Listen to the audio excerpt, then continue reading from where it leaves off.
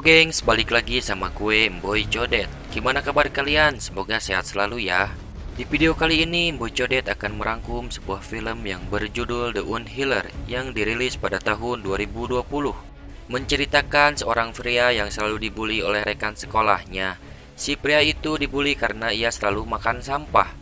Hingga tak terduga ia mendapatkan kekuatan di luar nalar manusia. Ia bisa melakukan apa saja dengan cara memakan barang milik target tersebut. Gak usah banyak cincong di awal karena besok tahun baru. Siapkan diri kalian, pusatkan pikiran, jangan pernah berkedip. Selamat menonton dan cekidot.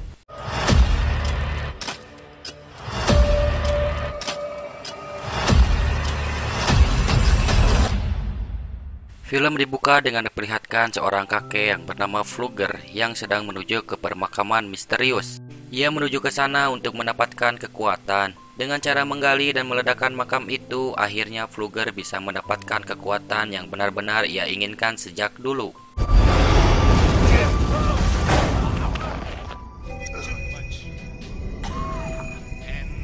Di pagi hari, seorang pria yang bernama Kelly datang ke sebuah toko untuk mencari makanan. Saat akan pergi, ia bertemu seorang gadis yang ia sangat cintai yang bernama Dominic. Dominic bersama rekannya yang bernama Sarah. Kelly adalah pria yang aneh. Ia tidak pernah memakan makanannya, malah justru sebaliknya. Tidak lama dari itu, datang sekelompok preman kuliahannya yang selalu membuli Kelly. Karena keanehannya Kelly, si pembuli itu menganggap Kelly adalah pria sampah. Dominic dan Sarah datang untuk menghentikan ocehan itu. Saat si pembuli mencoba merayu Dominic, Kelly sangat marah kepada mereka hingga membentaknya. Lalu, mereka semua memasukkan Kelly ke dalam tong sampah.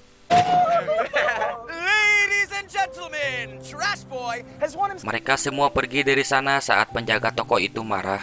Kelly mengganti bajunya lalu pergi ke kampus dengan menaiki sebuah sepeda tua.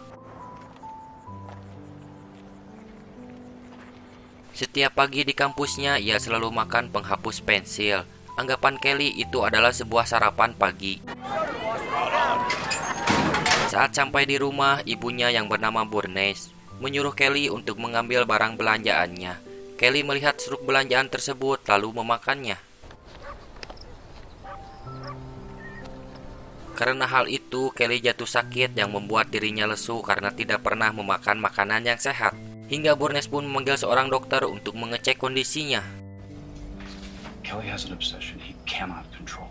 Di sisi lain, Flugger dengan kekuatan itu bisa menyembuhkan berbagai penyakit hingga mereka menganggap sebagai Tuhan karena keajaibannya. Oh Lord, Lord. In this moment, just give me the healing power. I have no more pain. Praise Jesus. Mendengar hal itu, Burnes menghampiri Flugger untuk menyembuhkan Kelly dengan bayaran yang cukup mahal. Saat akan pergi ke rumah Kelly, Flugger didatangi seorang pria yang bernama Relek. Dan ternyata pria tersebut adalah penjaga makam keramat itu. Lalu meminta Flugger untuk mengembalikan kekuatannya, akan tetapi ia tidak mau. Karena kekuatan itu, siapapun yang mencoba menyakitinya, rasa sakit itu akan kembali kepada dirinya sendiri. Just fuck me. You know what I mean? Fuck you. Saat pertama kali akan menyembuhkan Kelly, Flugger dengan kekuatan itu tidak bisa menyembuhkannya. Lalu ia meminta untuk pergi ke toilet. Di sana, ia meminum alkohol dan narkoba, mungkin bertujuan untuk sedikit lebih rileks. Saat akan mencoba kedua kalinya, penyembuhan itu berhasil, akan tetapi Flugger harus mati dan kekuatan itu berpindah ke tubuh Kelly.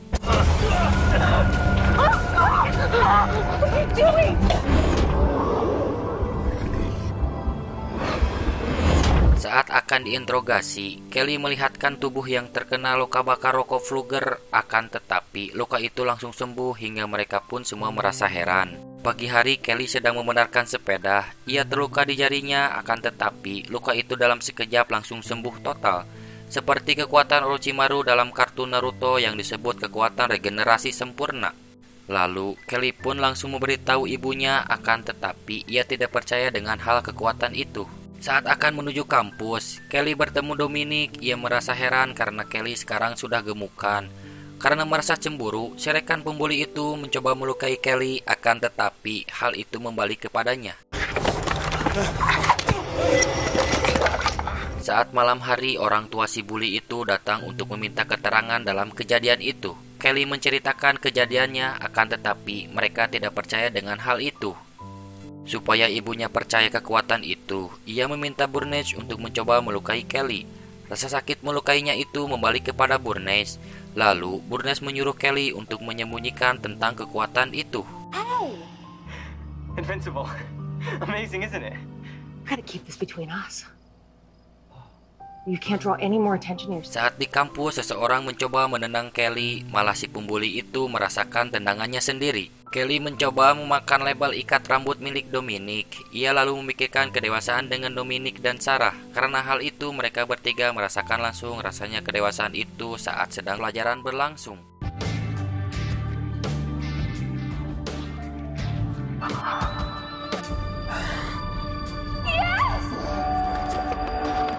Saat malam hari di sebuah acara, si pembuli itu merayu Dominic kembali.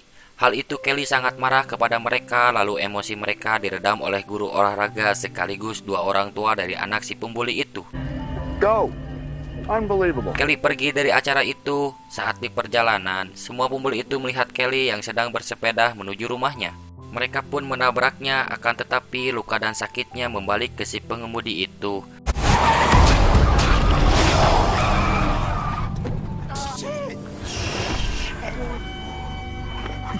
Luka Kelly sembuh total saat itu juga. Karena hal itu, Dominic pun mengetahui kekuatan dalam diri Kelly. Saat Kelly dan Dominic tengah asik ngobrol, di sisi lain si pembuli itu merencanakan untuk membunuhnya.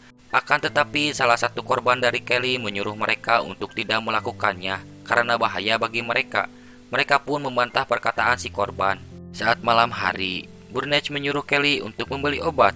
Si pembuli berada di luar rumah untuk menghancurkan rumah Kelly dan akan menghabisinya. Kira mereka semua itu adalah Burnesh yang akan berangkat bekerja. Ternyata itu adalah Kelly yang akan membeli obat untuk ibunya. Lalu mereka semua menghancurkan rumah Kelly dengan cara menarik batu yang berada di bawah rumahnya. Karena hal itu membuat rumah Kelly kebakaran.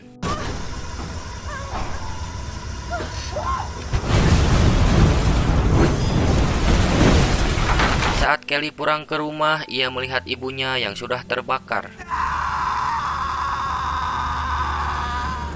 Kelly merasa terpukul sekali atas kehilangan seorang ibu. Saat di depan makam Fluger, Dominic meminta Kelly untuk tetap tinggal di kota itu. Karena Kelly sudah tidak punya apa-apa lagi, ia memutuskan akan tinggal di panti asuhan. Kelly mencoba memakan daun yang berada di atas makam Fluger. Lalu ia kesakitan dan muntah darah. Di sisi lain, Sarah melihat jelas dengan kejadian itu. Saat di perjalanan, Kelly melihat si pembuli itu yang akan menuju sungai. Sontak hal itu membuat Kelly marah dan ingin membalas dendam kematian ibunya. Kelly keluar dari mobil lalu pergi ke tempat mereka yang akan dituju. Kelly mengambil salah satu baju milik mereka lalu memakannya. Kelly yang sudah kehabisan sabar, ia mencoba membunuh salah satu dari mereka dengan cara mencekik lehernya sendiri.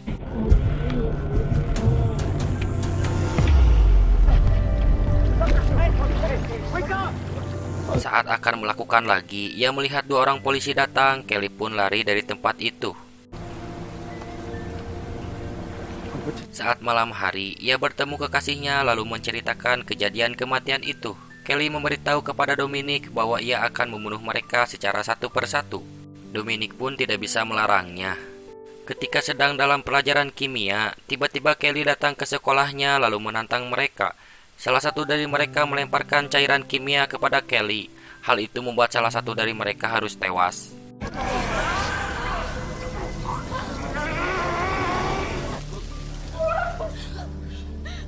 Karena kekasihnya tewas membuat Sarah marah, lalu mengajak ketua pembuli itu untuk melemahkan Kelly dengan cara mengambil daun yang berada di makam Fluger. Really? Care about your damn seats? Saat pagi hari, mereka berdua sedang berlatih dengan ayahnya. Mereka didatangi seorang polisi untuk diinterogasi. Di sisi lain, Kelly datang dan mencari barang milik si ketua pembuli. Lalu, ia mengembor kakinya mencoba untuk membunuhnya secara perlahan. What is this? Boys will be boys. What do you know about that?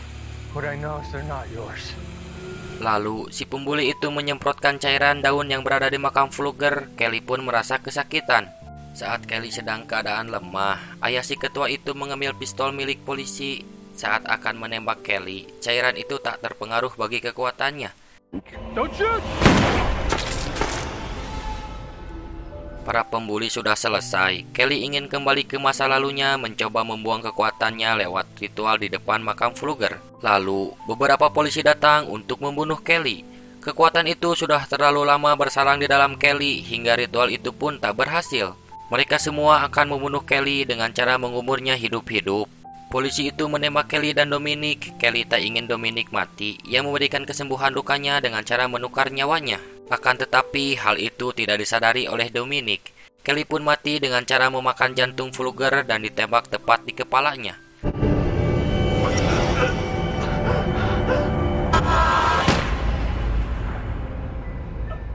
Saat di dalam ambulan, Kelly terbangun dari kematiannya, membuat polisi itu merasa terkejut.